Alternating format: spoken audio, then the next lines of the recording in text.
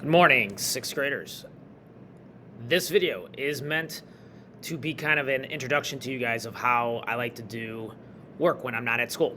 And so for today, we are going to pretend like I'm not here at school today so that we can practice what it would look like when I'm not here, so that on those days we don't waste days. Those days are just as important as the other days to get some work done, accomplish some things, and hopefully learn or review some of the information we've been covering.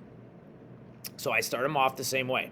I usually do an instructional video like this where I go through, I give the directions and the instructions of what you're going to do. Some of the things that you're going to do, super self-explanatory, so I don't need to go into great detail into what it is that you have to do.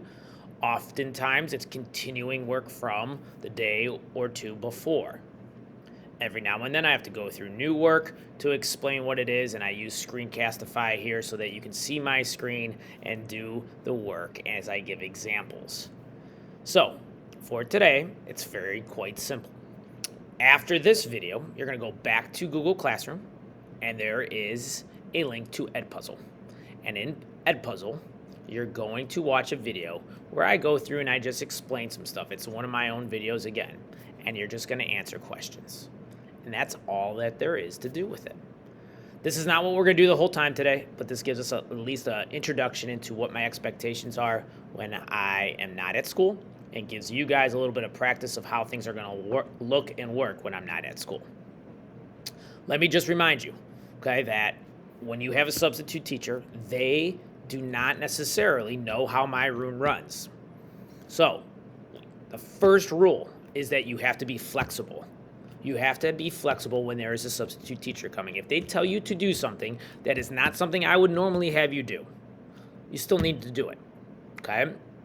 If it's something where you guys were working together and they said, no, you have to work by yourself, instead of putting up an argument of, no, Mr. Ristow said we can work together, we were going to, just listen and say, okay, and then just do it. I probably will be back the very next day, and everything's going to be fine. It is not worth you getting into trouble for getting into an argument with an adult, with a teacher, over things that they didn't really know about anyways. And to be honest, it might not even be their fault. It could be my fault.